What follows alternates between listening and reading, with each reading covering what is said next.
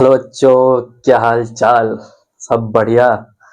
चलो सब बढ़िया है तो अपन स्टार्ट करते हैं फिर से। आज बहुत दिनों के बाद बेहतरीन टॉपिक पढ़ेंगे और वो भी कौन सा टॉपिक है बच्चों?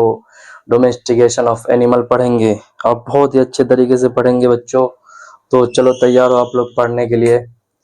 पढ़ने के लिए तैयार हो तो उम्मीद करते हैं कि आप लोग पिछले सारे जितने भी लेक्चर हम पढ़ा चुके हैं सारे के सारे आप लोग कंप्लीट करके आ चुके होंगे। Basically human health and disease और एवोल्यूशन के बारे में पढ़ चुके होंगे। तो चलो बच्चों, अब अपन डोमेस्टिकेशन ऑफ एनिमल के बारे में पढ़ेंगे और बढ़िया तरीके से पढ़ेंगे, अच्छे से पढ़ेंगे, एक नए जोश, एक नई उम्मीद के साथ, एक नए उड़ान के साथ पढ़ेंगे और नीट क्रैक करेंगे। और ट्वेल्थ जिनका भी है, सीबीएसई हो या जो भी बोर्ड हो, जिनके एनसीईआरटी हो ट्वेल्थ में, वो सारे के सारे लोग पढ़ सकते हो। तो चलो अपन स्टार्ट करते हैं। बेसिकली अच्छे तरीके से और बढ़िया तरीके से अपन पढ़ना स्टार्ट करते हैं ट्वेल्थ की एनसीईआरटी, वो भी बायोलॉजी। चलो बच्चों पढ़ते हैं डोमेस्टिकेशन ऑफ एनिमल। चलो तैयार हो पढ़ने के लिए? तो तैयार हो तो आ जाओ पढ़ने के लिए। तैयार हो तो चलो चलो पढ़ने के लिए तैयार हो तो हम भी पढ़ाने के लिए तैयार है। चलो बच्चों अपन पढ़ते हैं, स्टार्ट करते हैं। तो बहुत दिनों के बाद ये लेक्चर आ रहा है क्योंकि हम कहीं गए थे जिसके कारण लेट से लेक्चर रिकॉर्ड हो रहा है और लेट से पहुंच रहा है। लेकिन हमने कल आप लोगों से ये वादा किया था कि आज से आप अपना लेक्चर आएगा, टाइम टू टाइम आएगा, 3 बजे आएगा, पर डे आएगा। और तो आप लोग तैयार रहेंगे 3 बजे। आपका लेक्चर 3 बजे के 5-10 मिनट तक में पहुंच जाएगा।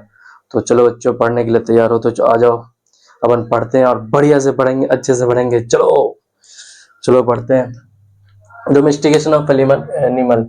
ये लेक्चर नंबर 1 है, ठीक है बच्चों? तो अपन देखते हैं, पहला लेक्चर है डोमेस्टिकेशन ऑफ एनिमल का। तो इसमें क्या है, एडप्टिव। बेसिकली अपन क्या करते हैं, डोमेस्टिकेट करते हैं कोई भी एनिमल को किसी तरीके से। डोमेस्टिकेट का मतलब होता है कि हम उसे क्या करेंगे, सबसे पहले तो उसको क्या करेंगे, नेचुरल हैबिटाट से उसको निकालेंगे।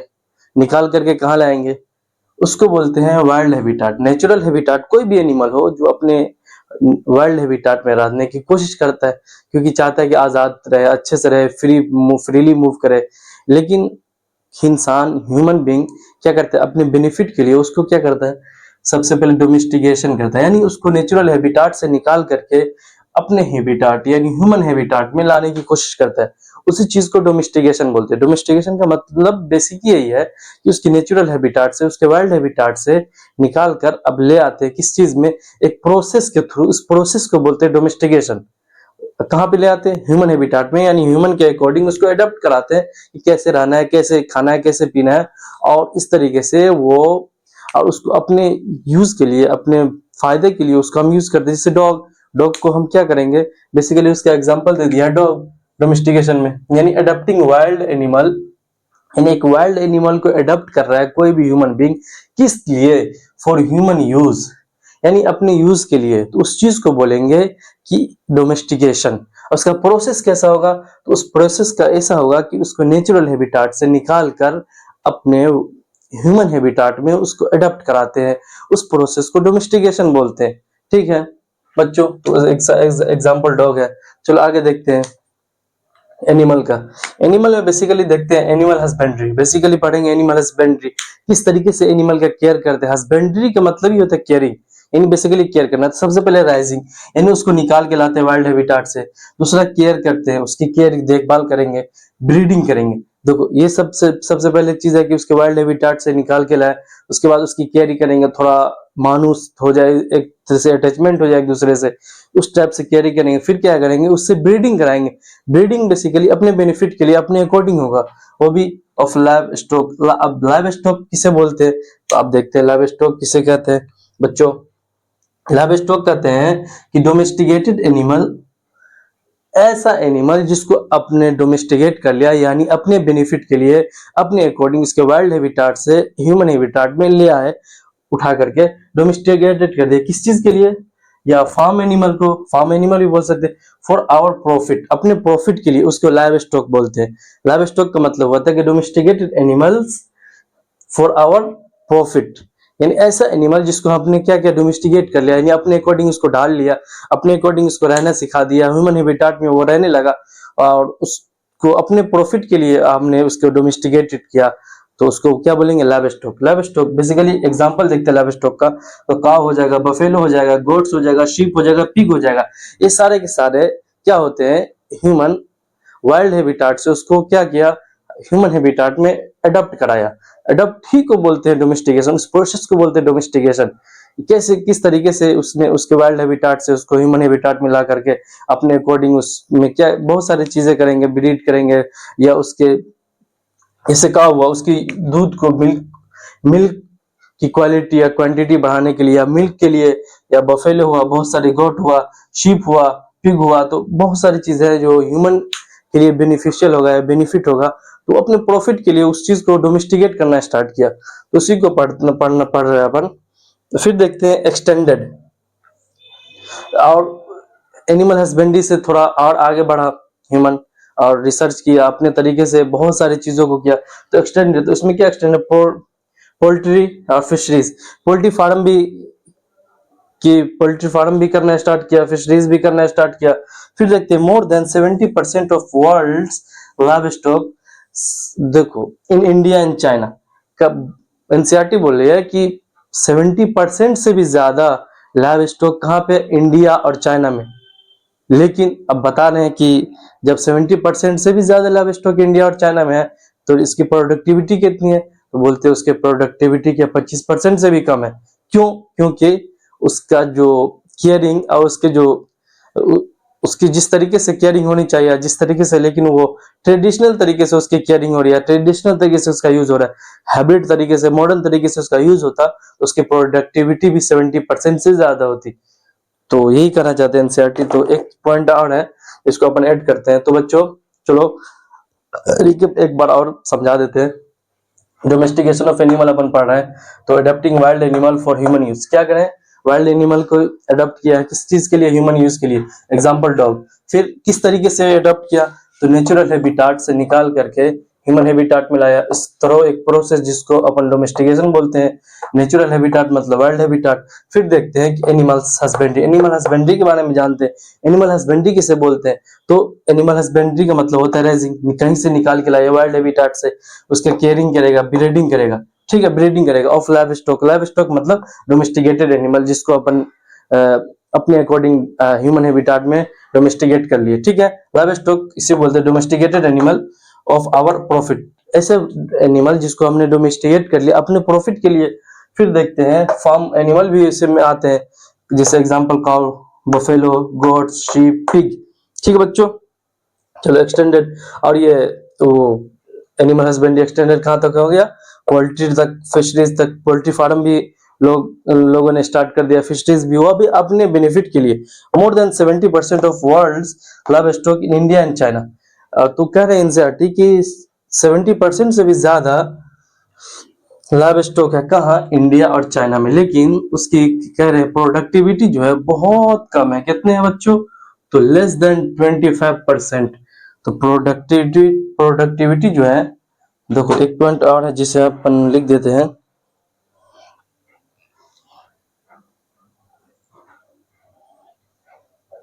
अरे बच्चों,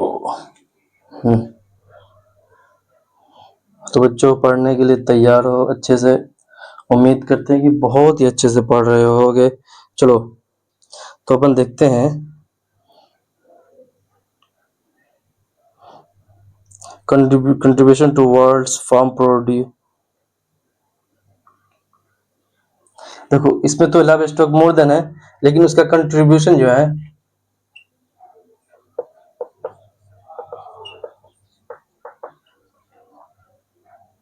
कंट्रीब्यूशन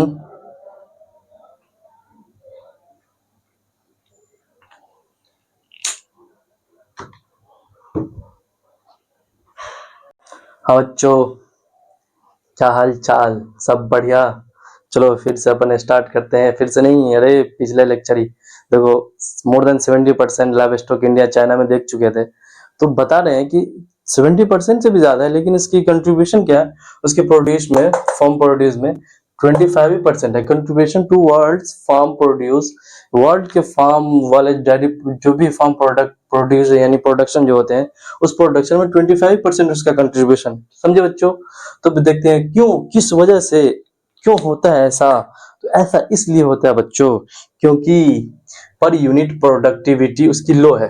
क्या है? पर यूनिट प्रोडक्टिविटी लो है। रीजन, कारण क्या है भाई? तो कारण यही है कि कन्वेंशनल फार्म प्रोडक्टिव यानी प्रैक्टिस। अरे भैया क्या, चलो क्या किसने इसने मतलब रीजन क्या उस चीज का कि प्रोडक्टिविटी बहुत कम होती है। 70% से भी ज्यादा लाइव स्टॉक के इंडिया और चाइना में, लेकिन प्रोडक्टिविटी 25% है। क्यों है? क्योंकि रीजन उसका यह है कि कन्वेंशनल फार्मिंग उसने क्या किया कि जो रिवायती तरीके या ट्रेडिशनल तरीके के तरीके से फार्मिंग स्टार्ट किया, यानी कन्वेंशनल तरीके से प्रैक्टिस किया उस फार्म पे डेयरी प्रोडक्ट या कोई भी प्रोडक्ट के फॉर्मेशन के लिए। तो मॉडर्न हाइब्रिड तरीके को यूज नहीं किया, जिससे यील्ड क्या होता बहुत ज्यादा होता। ये इसका कारण ही है। फिर देखते हैं ब्रीड। अपन पढ़ते हैं ब्रीड। ब्रीड का मतलब क्या होता है? Basically group of animal connected by descent यानी एंसेस्ट्री, यानी एक ग्रुप ऑफ एनिमल होगा। ब्रीड किसे बोलेंगे? Basically group of animal connected by a descent यानी एंसेस्ट्री। उसको कनेक्ट करते हैं एक उसके एंसेस्टर से। एंसेस्टर से किस मायने में करेंगे देखिए, तो आगे पढ़ेंगे किस तरीके से ब्रीड करेंगे। तो animal of breed, animal of breed are similar. किस चीज में सिमिलर होगा? सबसे पहले जनरल अपीयरेंस। जिस एनिमल का ब्रीड कराने जा रहे हैं तो उसकी सबसे पहले देखेंगे कि सिमिलरिटी किस चीज में होनी चाहिए। तो जनरल अपीयरेंस में होना चाहिए, फीचर्स में होना चाहिए, या कॉन्फ़िगरेशन में होना चाहिए, साइज में होना चाहिए। ये सारी चीज होना बहुत जरूरी है। एज एग्जांपल शीप हो गया, चिकन हो गया, काव हो गया। काव के जो ब्रीड है जर्सी और शाहीवाल के बारे में बता दिया गया है। तो ये सारी चीज जनरल अपीयरेंस में आते हैं और वो चीज होना भी चाहिए, क्योंकि general appearance, features, configuration, size, ये सारे के सारे जब ब्रीड कराने किसी एनिमल का किसी एनिमल से तो होना चाहिए। उसकी विशेषताएं हैं। चलो बच्चों, तो ब्रीड के बारे में पढ़ चुके। Group of animal connected by a descent यानी एंसेस्ट्री, यानी किसी न किसी इसके एंसेस्ट्री से ही ब्रीड किया जाएगा। लेकिन ये देखा जाएगा कि किसी में क्या है, उसका जो फीमेल पार्ट है, फीमेल पार्टनर है, फीमेल पार्टनर में क्या होगी, यील्ड बहुत ज्यादा होगी। जैसे मिल्क उससे लेना है तो मिल्क यील्ड बहुत ज्यादा होनी चाहिए, डिजीज कम होना चाहिए। या उसका मेल पार्टनर है तो क्या हो जाए, मेल पार्टनर है उसकी स्ट्रॉन्गनेस बहुत ज्यादा होना चाहिए। तो ये सारी चीज देखते हैं ब्रीड कराते टाइम। तो आगे अपन पढ़ेंगे। चलो बच्चों, हेलो बच्चों, क्या हाल चाल? चलो अपन पढ़ते हैं फिर से। बेसिकली डोमेस्टिकेशन ऑफ एनिमल पढ़ रहे थे और पढ़ चुके हैं बहुत सारी चीजें। तो आप देखते हैं dairy farm management. Dairy farm management किस तरीके से होगा उस चीज के बारे में देखते हैं। क्यों? क्योंकि अब आप में से किसी को अगर डेयरी फार्म मैनेजमेंट सीखना हो तो यहाँ पढ़ के भी सीख सकते हैं। चलो बच्चों, तो देखते हैं मैं क्या होगा इसमें। Management of animal for milk, किस चीज के लिए होगा? मिल्क के लिए होगा। And milk product, dairy farm में क्या होता है, बेसिकली मिल्क के लिए मैनेजमेंट करते हैं, यानी मिल्क के लिए उस चीज को, उस प्रोडक्ट को, कोई भी एनिमल को अपन रखते हैं या उसको उसकी केयरिंग करते हैं, स्पेंडिंग करते हैं, या उस एनिमल डोमेस्टिकेशन में यही पढ़ रहा है कि हम एनिमल को किस तरीके से उससे बेनिफिट अच्छे तरीके से उठा सके। तो डेयरी फार्म मैनेजमेंट के लिए जब भी कुछ भी मैनेजमेंट करेंगे तो क्या होगा, management of animal for milk, milk के लिए मैनेजमेंट करेंगे, या मिल्क के लिए डेयरी फार्म खोलेंगे, या मिल्क प्रोडक्ट के, मिल्क प्रोडक्ट में क्या हो जाएगा, कर्ड हो जाएगा। मिल्क प्रोडक्ट में कर्ड, बटर, चीज, ये सारी चीज मिल्क से बनते हैं। फिर देखते हैं कुछ इंपोर्टेंट पॉइंट्स हैं। इंपोर्टेंट पॉइंट क्या है बच्चों, ये समझना जरूरी है आप लोगों के लिए, क्योंकि सिलेक्शन ऑफ ब्रीड, जब भी आप डेयरी फार्म मैनेजमेंट के लिए आप कोई भी एनिमल का चूज करेंगे, जैसे काऊ हुआ, तो उसमें सिलेक्शन करेंगे ब्रीड का। क्या करेंगे? ब्रीड का सिलेक्शन करेंगे, यील्ड, और ऐसे ब्रीड का सिलेक्शन करेंगे जिसकी यील्ड बहुत ज्यादा हो, यानी बहुत ज्यादा दूध दे, बहुत अच्छा भी दे, ऐसा ना हो कि पतला दूध दे। ठीक है, डिजीज रेजिस्टेंस हो, डिजीज बहुत ही कम हो, डिजीज ना के बराबर ही हो, तो आपके लिए बहुत ज्यादा बेनिफिट है। नहीं तो अगर आप चूज कर लिए यील्ड बहुत ज्यादा लेकिन डिजीज भी बहुत ज्यादा, तो उसकी सर्वाइबिलिटी बहुत खतरे में पड़ जाएगी। वो क्या हो जाएगा, वो सर्वाइव नहीं कर पाएगा। तो बच्चों ये देखना है आपको। फिर देखते हैं अदर पॉइंट में, कुछ पॉइंट क्या है कि अदर पॉइंट में देखते हैं। हॉर्स डवेल, अब उसकी अपन क्या करेंगे, अच्छे से रखेंगे। अच्छे से रखेंगे मतलब जब एनिमल को आप पाल लिए, पालतू बना लिए, डोमेस्टिकेट कर लिए, तो क्या करेंगे, अच्छे से उसकी वेंटिलेशन का इंतजाम करेंगे। बेसिकली सनलाइट सनलाइट का भी होना चाहिए जुगाड़, सारे कुछ आना चाहिए, ताकि बहुत सारी चीजें ऐसी है कि जो नेचुरल क्लाइमेट से, नेचुरल एनवायरनमेंट से कोई भी एनिमल अडॉप्ट करता है, जिस चीज को गेन करता है। सनलाइट का होना जरूरी है, विटामिन डी के लिए, बहुत सारी चीजें, या वेंटिलेशन के लिए बहुत सारा ऑक्सीजन उसको बेहतरीन तरीके से मिलना चाहिए। फिर देखते हैं फूड में, फूड एंड वाटर। वाटर में क्या है, क्वालिटी क्वांटिटी। क्वालिटी बढ़िया होनी चाहिए, क्वांटिटी भी उसके जितना उसको रिक्वायरमेंट है उस रिक्वायरमेंट के अकॉर्डिंग उसे मिलना चाहिए, तभी तो वो बढ़िया तरीके से दूध देगा, अच्छे तरीके से देगा, ज्यादा देगा, यील्ड देगा और सारी चीजें। फिर देखते हैं कि हाइजीन एंड क्लीननेस। कब, हाइजीन एंड क्लीननेस, क्लीनिंग मतलब यह है कि हाइजीन का प्रॉपर हाइजीन मेंटेन करना है, प्रॉपर क्लीनिंग मेंटेन करना है। कब, किस वक्त, ड्यूरिंग मिल्किंग, दूध निकालते समय, स्टोरेज, दूध को स्टोर करते समय और दूध को ट्रांसपोर्ट करते समय। तो ये सारी चीजें क्या है, वो केयर करना है उस, क्योंकि उसके इस चीज का इफेक्ट अल्टीमेटली हमारे ऊपर डिपेंड करेगा। अगर मिल्किंग टाइम में पर्सनल हाइजीन का मेंटेन नहीं किया, क्लीनिंग, तो दूध में कचरा आ जाएगा, कुछ भी आ जाएगा, तो फिर आप कहीं ट्रांसपोर्ट करेंगे तो फिर दूध फिर खराब होने के चांसेस होंगे। फिर क्या है कि स्टोरेज करेंगे तो स्टोरेज बढ़िया जगह करेंगे, कोल्ड स्टोर में करेंगे, नहीं तो ऐसे ही स्टोर कर देंगे तो फिर दूध के क्या हो जाएगा, खराब होने का चांस रहेगा। फिर ट्रांसपोर्ट करेंगे, ट्रांसपोर्ट भी बढ़िया व्हीकल से करेंगे, अच्छे से करेंगे, क्योंकि ट्रांसपोर्ट, ड्यूरिंग ट्रांसपोर्ट मिल्क क्या हो जाते हैं, वो अगर पॉचेज में करेंगे तो पॉच का फटने का चांसेस होगा। तो ये सारी चीजें उस सबको अच्छे से रखना है, अच्छे से करना है, हाइजीन का, पर्सनल हाइजीन का मेंटेन करना। फिर देखते हैं रिकॉर्ड। रिकॉर्ड मतलब क्या हो कि अपन जो एनिमल को डोमेस्टिकेट किए हैं बेसिकली उसको डेयरी प्रोडक्ट के लिए, तो क्या होगा, जब रिकॉर्ड कीपिंग, उसकी रिकॉर्ड को कीपिंग करना है, यानी उस देखना है कि किस तरीके से देखना है, regular visit, basically regular visit करना है, देखना है कि किस हाल में, किस कंडीशन में, खा रहा है कि नहीं खा रहा है, पी रहा है कि नहीं पी रहा है, कोई बीमारी तो नहीं है। तो किस तरीके, किसके थ्रू करेंगे, तो डॉक्टर, वेटनरी डॉक्टर के थ्रू उसके रेगुलर विजिट कराना है, उसके रिकॉर्ड को मेंटेन करना है, खा रहा है कि नहीं खा रहा है, उसके मिल्क की प्रोडक्टिविटी बढ़ रही है कि घट रही है, ये सारी चीज मेंटेन करना है। इसी को एनिमल हस्बेंड्री कहते हैं। बेसिकली अपन पढ़ रहे थे क्यों, डेयरी फार्म मैनेजमेंट के बारे में। अब आगे पढ़ते हैं फिर। चलो बच्चों, चलो पढ़ने के लिए तैयार हो, तो चलो आज फिर से अपन पढ़ते हैं। बेसिकली क्या पढ़ेंगे, बेसिकली पढ़ेंगे मैनेजमेंट, पोल्ट्री फार्म मैनेजमेंट।